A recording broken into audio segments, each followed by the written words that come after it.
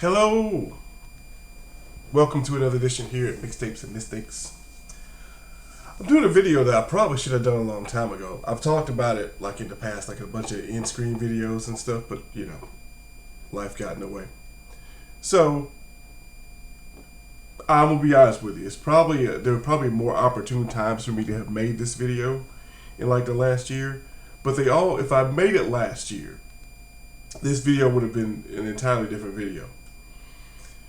So, what we're doing today is we're doing the album review, finally, for Taylor Swift's album, Midnights.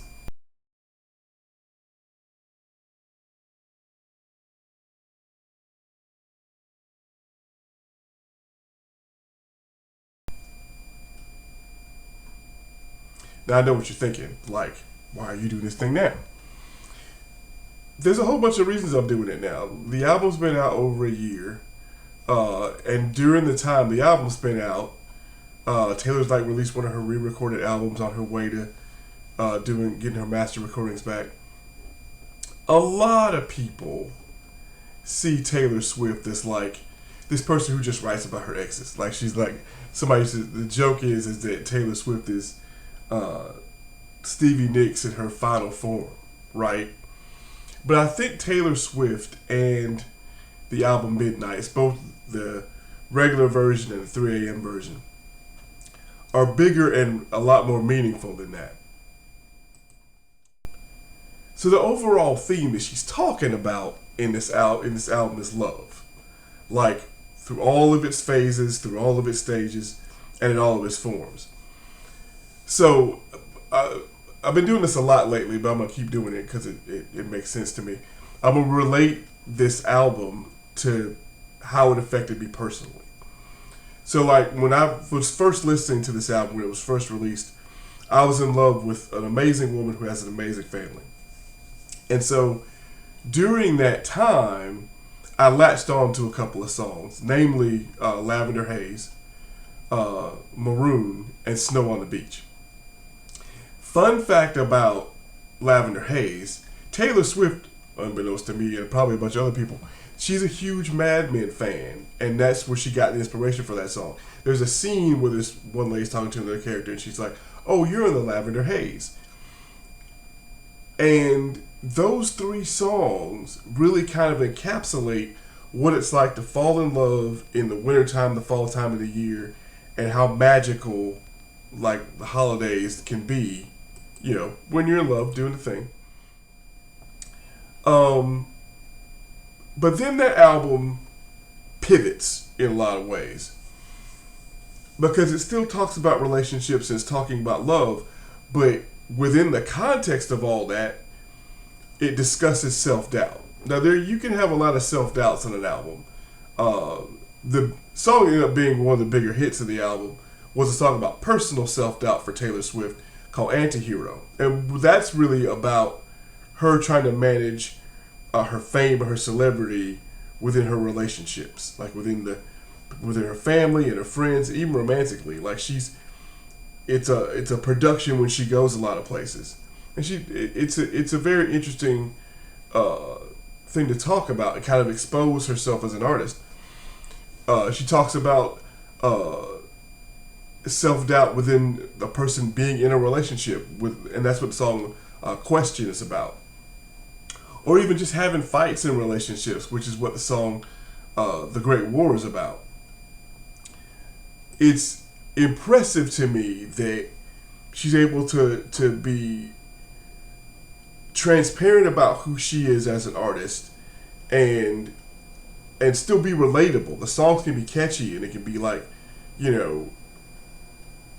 but they can be deep at the same time. Like she's not writing the dribble that you see on or that you hear on like radio, the top 40, like I'm gonna love you forever, like the throwaway love songs. She's not writing those. She's writing love songs that have kind of a lot of introspection and depth. But that's not quite the truth about this album. The truth about this album, and it's what I experience, not only in my daily life but also as a listener, is that people don't change, circumstances do. And that's what happened to me in this album. Like, the circumstances that I've gone through in the last year changed, and it in that change, I ended up relating to different songs on the album going forward. Like, I didn't realize, because we've all been suffering through stuff the last 5 years. Like, the pandemic and people dying, and this year I've kind of dubbed the year of tears, because, it's been tragedy. So I ended up latching on to work through my own grief. The couple songs I ended up latching on to were Bigger Than the Whole Sky and You're on Your Own, Kid. And those songs became kind of lifelines for me amongst a lot of other songs I've been listening to since January. I'm not the only person that found You're on Your Own, Kid as a song that mirrors the grief they're going through. Stevie Nicks had referenced that song when she was dealing with and going through the loss of Christine McVie this year, Fleetwood Mac. Bigger Than the Whole Sky is about it's about losing someone young and the potential that all the things that they miss and the potential that's unfulfilled, and it's a song that has a lot more meaning for me and depth going forward than I really expected to find on this album. Eventually, I'm gonna do a mixtape song called "Songs I Can't Get Through" or "Songs I Can't Finish," and that's Bigger Than the Whole Sky is gonna be definitely top 5 on that list. So let me pull this tugboat to shore. We bring it all, kind of bring this together. I want to talk about, to wrap it up, the song Sweet Nothing and Woulda, Shoulda, Coulda. As far as Sweet Nothings goes, if there's a modern bookend to This Must Be the Place by the Talking Heads, that's the song. Both of those songs talk about finding home emotionally with someone in a relationship. And I've been blessed to have had a lot of great relationships with a lot of people. Romantically, friendship-wise, within my own family. And you're always what you find out growing old is you're always trying to struggle for that place emotionally. You're trying to find your people. And sometimes you find them and sometimes you don't. I can tell you in a retrospective way, in terms of looking at the song Woulda, Shoulda, Coulda, it reminds me in a lot of ways that I failed at a lot of things. That a lot of times when I would find that home place, I would just burn it to the ground because it was more comfortable. It was easier that way. And that's a lot of what that song talks about, is that it's the loss of past relationships. It is a little bit about John Mayer too. You can't escape that song, that context when you're listening to that song. But the song where she expresses a lot of regrets, and just it's an inward looking song that as a listener kind of makes me get to that same vibe.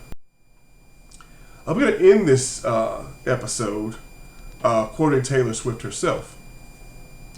When they asked her what's the album about? So this is what Taylor said. We lie awake in love and in fear, in turmoil and in tears.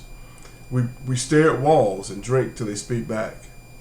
We twist in our self-made cages and pray that we aren't, like right this minute, about to make some fateful, life-altering mistake. This is a collection of music written in the middle of the night, a journey through terrors and sweet dreams, the floors we pace and the demons we face. For all of us who've tossed and turned and decided to keep the lanterns lit and go out searching, hoping that maybe, just maybe, when the clock strikes 12, we'll meet ourselves. She's on a different level. That's really what you have to say. And there's a lot of other records that I'm going to try to get through before the end of the year, they're on that level. If you like what you heard today at Mixtapes and Mistakes, like, share, subscribe.